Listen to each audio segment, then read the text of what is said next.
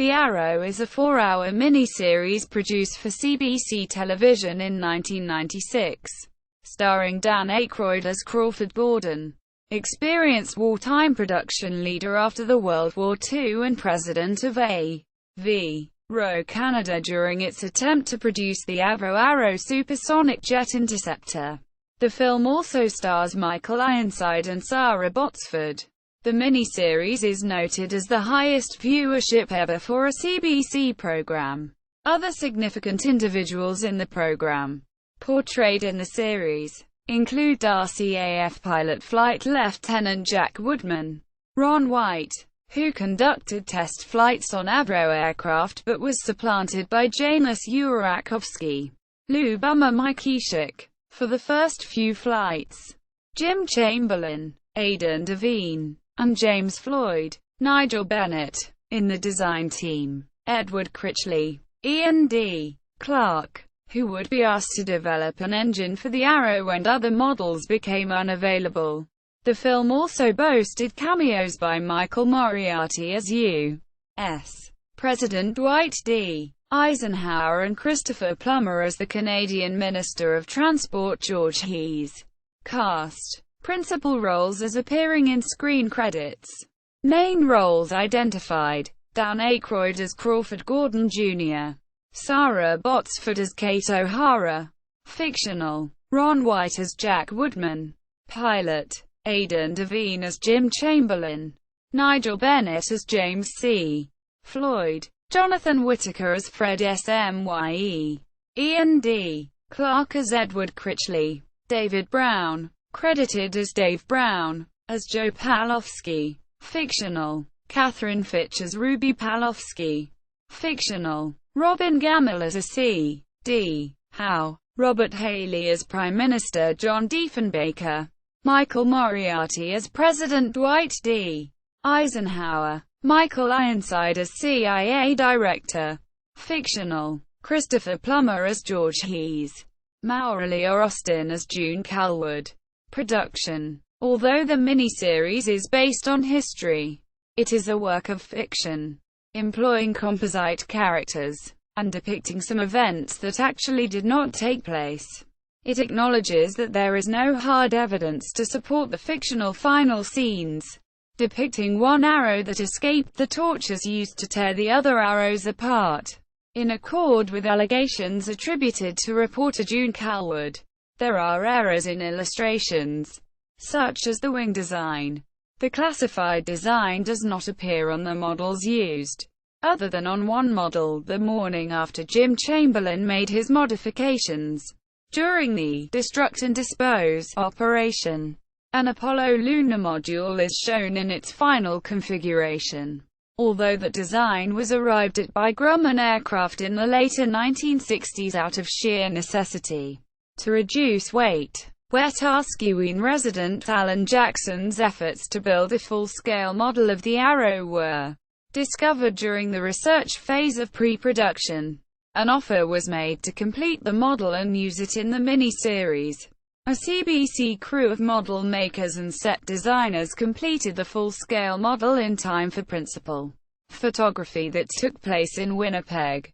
The production eventually used a combination of archival film, remote control flying models and computer animation for the static, ground and flying sequences. Arrow model. The full-scale Arrow model differs slightly from those built in 1957 to 59. It was featured throughout the film, but the wing structure had a pronounced outer panel dihedral that was corrected by CGI work. The wing design was seen on screen only on a wind tunnel model crafted after an all-nighter by Chamberlin that was stable at Mach 2.5 and higher. At the end of film production, Jackson's model was returned but had to be cut into sections in order to fit on the flatbed trucks used to transport the model to Alberta.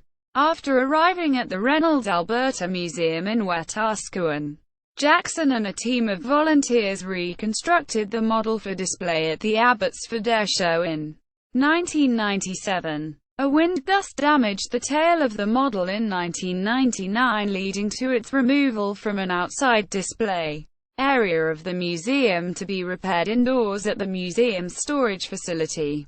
Students and instructors from Edmonton's NAIT's Aircraft Structures program have volunteered close to 400 hours restoring the full-scale model to be displayed at the Reynolds, Alberta Museum in 2009.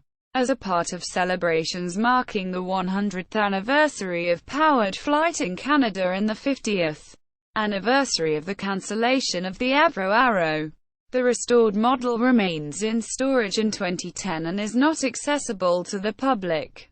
Reception. Although highly acclaimed, receiving praise from film historian and former Avro employee Elwy Yost and winner of numerous awards including the Gemini that year, the miniseries was also criticized by critic Michael Bliss for its documentary drama style and departing from a strict factual account, as well as idealizing the Arrow. The continued rebroadcasts and accompanying DVD releases have served to reanimate the controversy over the Arrow's cancellation and introduce the story to a new generation. Post-production scenes from the miniseries were used to create a Heritage Minute about the Arrow. Awards. Canadian Society of Cinematographers Awards in 1997. Renee Ohashi won Best Cinematography in TV Drama. Gemini Awards in 1998.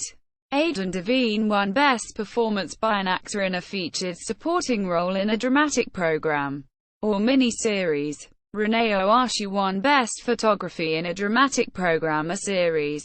Tim Bider won Best Production Design or Art Direction in a Dramatic Program or Series. Michael Baskerville, Jamie Sulek, Dan Sexton, Jonas Kuhneman, Leon Johnson, and Steve Bain won Best Sound in a Dramatic Program or Series. John Coldrick, Thomas Turnbull, Joel Skeet, and Doug Hyslop won Best Visual Effects. Paul Stevens, Eric Jordan, Mary Young-Leckie, Jack Clements, and Aaron Kim Johnston won Canada's Choice Award. Motion Picture Sound Editors, USA in 1998.